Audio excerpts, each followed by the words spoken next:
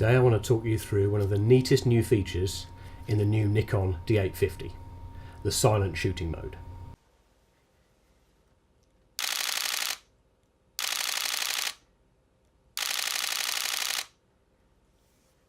Being able to shoot silently has always been one of those areas where DSLRs like this have lagged behind mirrorless cameras, but that's now changing. Obviously, there are situations where not making any noise when you press the shutter is very useful. In my experience, it's great for shooting talking heads during an interview and catching candid shots of people as they're talking. It's perfect if you're working alongside a film crew and they're running sound, as you won't need a massive and expensive blimp to soften the noise of your shutter. It's sometimes ideal in sporting situations, like the top of a golfer's backswing, when making any sound could land you in a lot of trouble. It's also great for any situations where you want to minimise the impact your presence as a photographer has. In my case, shooting reportage work like this, but it will also be pretty handy for wildlife shots, let's say. First off, let's just take a look at some of the different release modes in the D850 and compare some noise levels. Now here's the setup I'm using, just for info. This is obviously not a scientific test. All we're interested in here is the relative noise from the shutter between the different modes. Here's what shooting in standard single frame mode sounds like. Now the quiet mode on the top dial. This has been around for a while in Nikon DSLRs and is essentially a way of minimising the noise the mirror makes, but the mirror still has to travel up and down. Now quiet continuous. And finally, via live view mode, shooting silently. Now as you can see in here, the only noise when shooting in silent mode is what I would call operator noise, the noise my hand makes on the camera.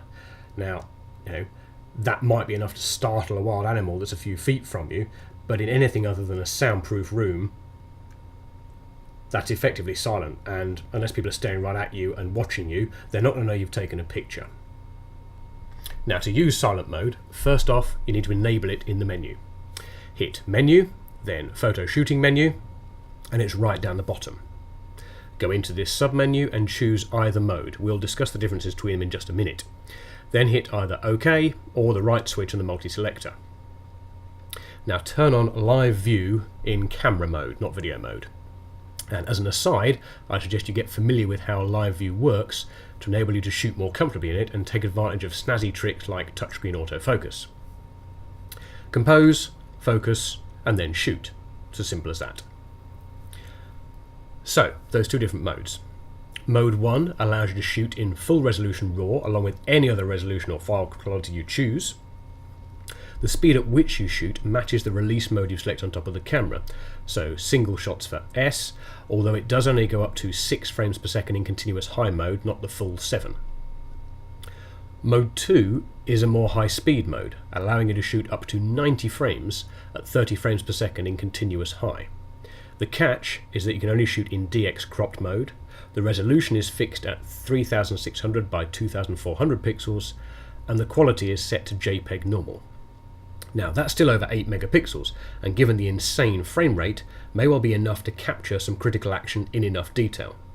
I'd suggest sticking the silent shooting options in My Menu and then assigning My Menu to your own function button. I use FN1 on the front of camera for that purpose. Now what this silent shooting mode does is effectively turn your 45 million pixel DSLR into a mirrorless camera that allows you to shoot silently.